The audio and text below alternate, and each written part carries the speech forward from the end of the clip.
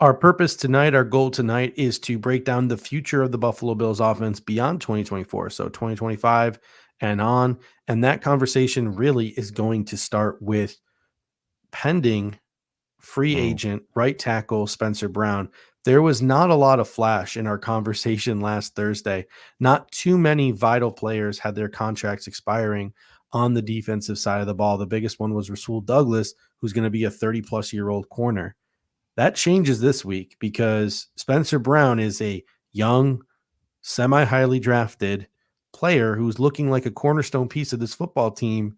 And the Buffalo Bills have a decision to make about whether or not they want to lock him up. What do you think the chances are the Buffalo Bills reach some kind of extension with Spencer Brown? And do you think he's deserving of an extension?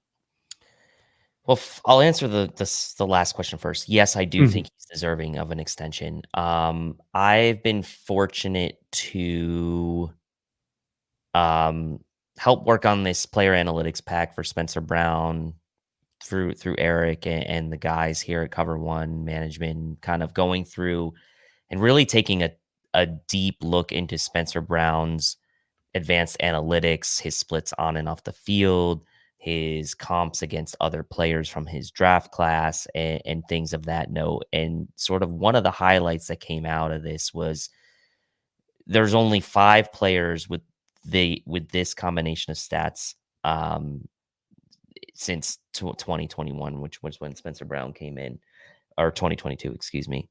40 plus games started, 80% plus snaps played, less than 1% sack rate allowed, less than 1% penalty rate, and under 30 years old. Taylor Moton from Carolina, who has a 5-year, $85 million deal. Mhm. Penei Sewell, 4-year, $112 million deal, freshly inked from Detroit, who was a top Mhm. 10 draft pick.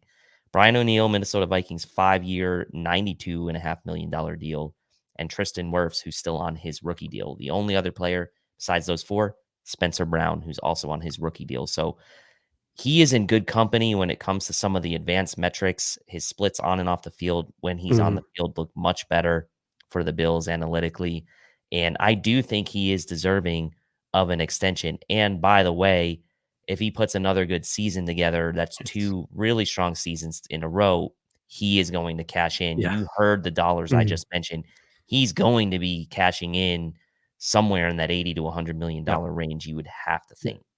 There were so many contracts. You just mentioned 3 of them, and I went through and I got like 7 in my show notes, and I didn't even list those 7 because there were just so many to sort of pick and choose from. Like, who do you wanna compare Spencer Brown to and the mega deals that they got? And we're not even talking about left tackles here. We're talking about right tackles, like guys who have gotten new deals in the last couple of years. You mentioned a couple, and then there's Jawan Taylor, Mhm. there's Michael Onwenu, there's Braden Smith, there's Terrence Steele, there's Titus Howard, there's Austin Jackson, there's Jonah Williams. So we're going to talk about all those contracts in a moment. I mean, he really has a chance to solidify himself as an upper echelon right tackle in 2024. You mentioned analytically he's really already up there. This would really be 2 solid years back to back. Yes, analytically he is great, but there were some struggles early on to be expected from a guy who missed his entire final season at Northern Iowa because Northern Iowa didn't play because of COVID. So it took him a little bit while, but the Bills were patient. They let him play through those struggles, and they are reaping the benefits of doing so because he's a very physically imposing right tackle. He's an absolute dog in the run game, and you mentioned he's really coming around as a pass protector. The issues with Spencer Brown, he's had chronic back issues throughout his career. He's had the shoulder injury now, so he's missing all these OTAs. Lyle Collins is taking the reps at right tackle. So injuries are a question. And the Buffalo Bills also invested a significant amount of money at left tackle in extending Deion Dawkins. So how much money do you really want to dump into one position, even though they are bookends, left tackle, right tackle? These are the questions that Brandon Beane sort of has to think about.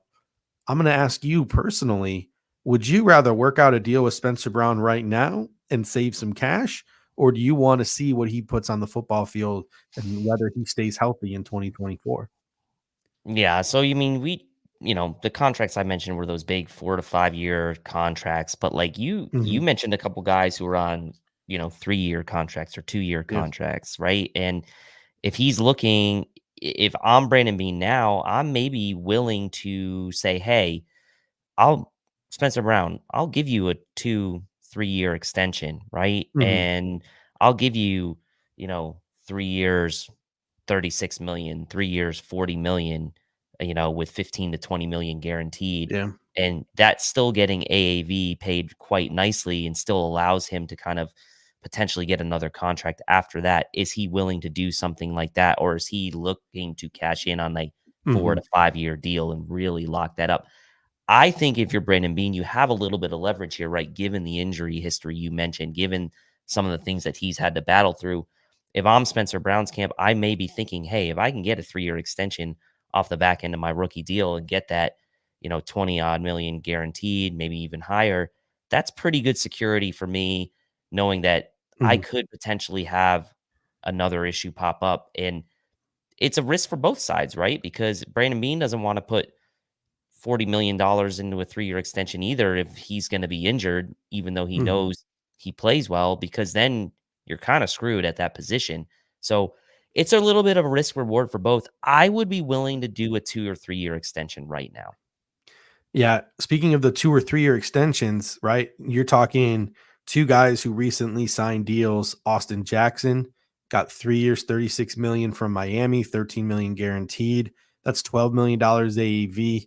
Jonah Williams got 2 years, 30 million from the Cardinals, 21 and a half guaranteed with a 15 million AAV. In my opinion, that's probably a pipe dream if you're Brandon Bean getting a guy like Spencer Brown to accept that type of contract.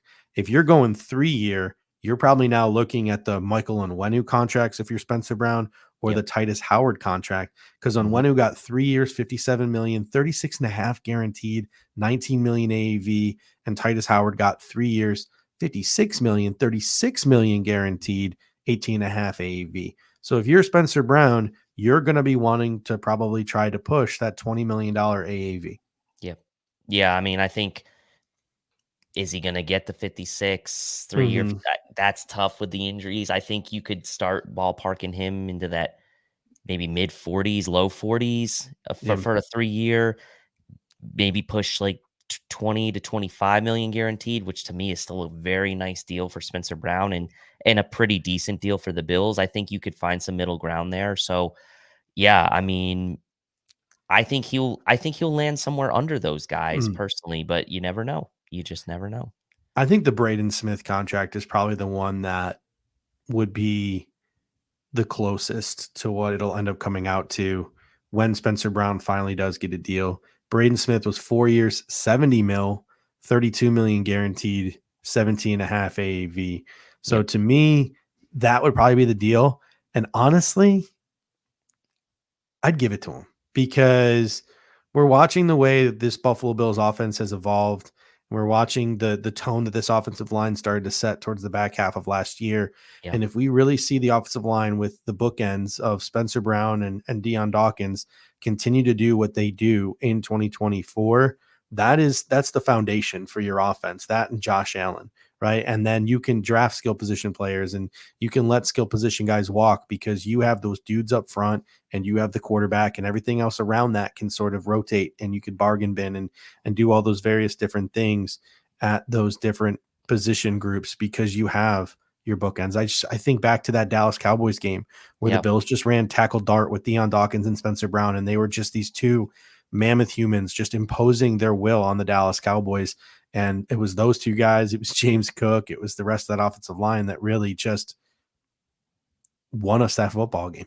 Well, I'll tell you what, right? This is going to be a very good experiment year if he doesn't get the contract Mhm. before the season starts, right? Because the Bills will have an ability to see, can this offense work with a bit of a committee, right? Mhm. We don't have the Stephon Diggs, like, so we have this offense by committee. Let's say yes, we have some very good talented players in Samuel and Kincaid. I get that, but like, this could be an opportunity for Brandon Bean to say, hey, this offense can still work with guys on rookie contracts, guys that we kind of mid-tier sign in free agency, drafting offensive skill position, and then offensive line is where we make the investment. It's a strategy, right? Other Mhm. teams have done it. It could be interesting, but it's like we've waited so long for the Bills to kind of like figure out this sort of opposite of Dion Dawkins situation for a while. Who was it? Daryl Williams, we thought was going to be the guy. Mhm. And it was like Spencer Brown got thrown into the mix as a rookie.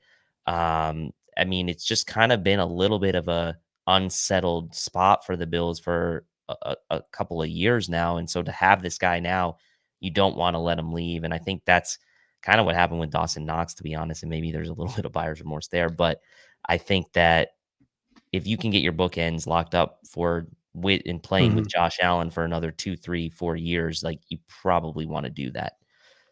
I mean, I know the Buffalo Bills drafted some guys like Tillin Grable, and I'm already blanking on that 7th round guy who's never taken a snap's name, right? They added some tackles. They got Ryan Vandemark, but there's no Terrell Bernard waiting in the wings like there was with Tremaine Edmonds, right? Travis Tremaine Clayton, Edmonds, I think is you who you're know, thinking. yeah, Travis Clayton, thank you. Mhm. There is no Terrell Bernard waiting in the wings, a guy the Buffalo Bills drafted relatively high. Oh, he's Right. the next man up. Like that does not exist here. Yep.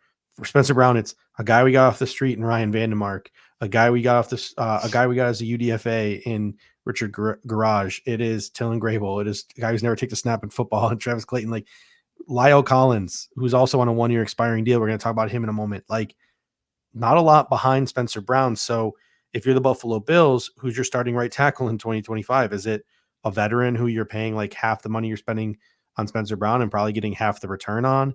Or are you putting another rookie out there and dealing with the learning curve of a rookie if you decide not to extend Spencer Brown? So I'm on board for extending Spencer Brown right now. If the Buffalo Bills announce it before training camp or in training camp or during the preseason, uh, I will be a very, very happy man because I think the Buffalo Bills should really lock him at least until he's about age 30.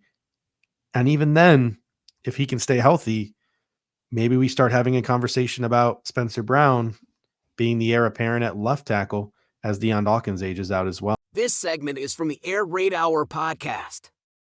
The full show is live every Monday at 9 p.m. Eastern Time on the Cover One YouTube channel. Don't miss out.